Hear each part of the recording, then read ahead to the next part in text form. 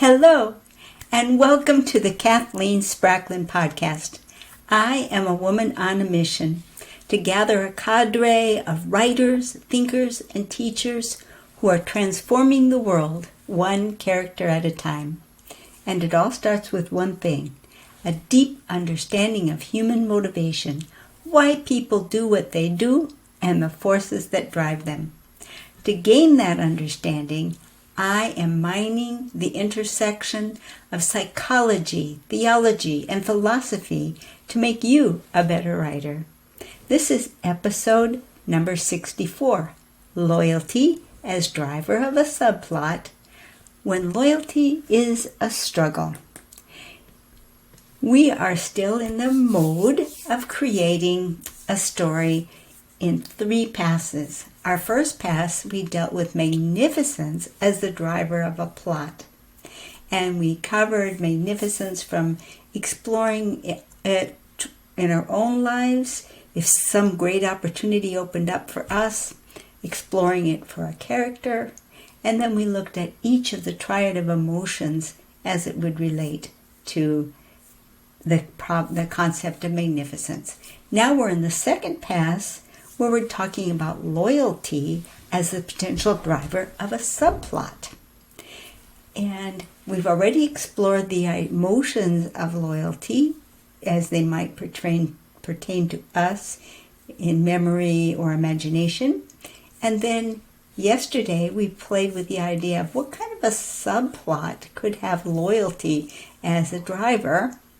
And now today we're starting to manipulate the plot a little bit because we're going to focus in on the emotions of the struggle. Now, if you think about loyalty, the opposite of loyalty is betrayal. That's pretty heavy. So you wonder, okay, if that's the horrendous side of things, and maybe that is what you're going to use in your story, then that has a very high, what we call scale. The significance is very great. It's very weighty. At the other extreme, loyalty can be a little bit more, one might talk oneself into being just mildly disloyal and make excuses for oneself in the process of it. Say, for example, if there was a contest and you and your best friend were both in it, you might superficially say to one another quite readily, "May the best man win," but, secretly, and maybe not even so secretly, maybe you'd want to win. And the question would be, hopefully nothing nefarious would go on, but if there was something that you could talk yourself into being in a sort of a gray area, that's what we're talking about, is when loyalty might become a struggle. If you've really got a villain you're dealing with, well, loyalty is just another card on the table, isn't it? There's no struggle there. You just add up the stakes and do the math, and you are loyal or you're disloyal, depending on where you are in your plan. But it really comes into play when people care. Because, of course, what's at stake in loyalty, in the loss state, is the loss of that relationship. You see, it's an empathy character trait. You know that right away from the green color if you've been around for quite a while. And empathy traits are all about about relationships. And so what's always at stake with an empathy trait is a relationship. So at a struggle level, the struggle would almost seem to be at the lightest level, convincing yourself that no, it's not disloyal to do the thing that you want to do to win, but knowing at some level that that's self-deception.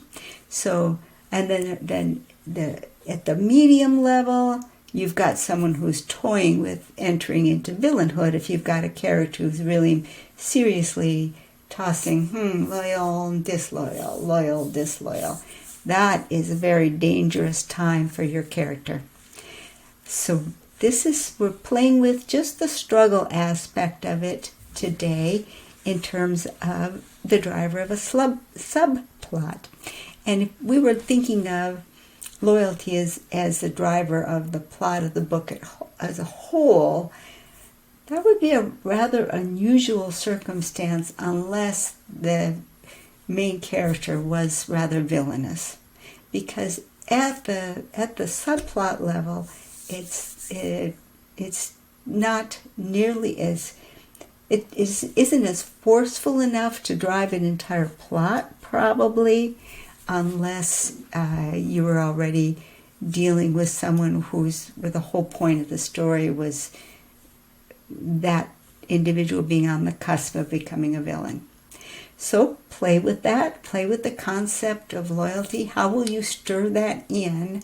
How will you stir the struggle aspects of loyalty into your story as part of the subplot? And we will talk again about that tomorrow. Bye-bye.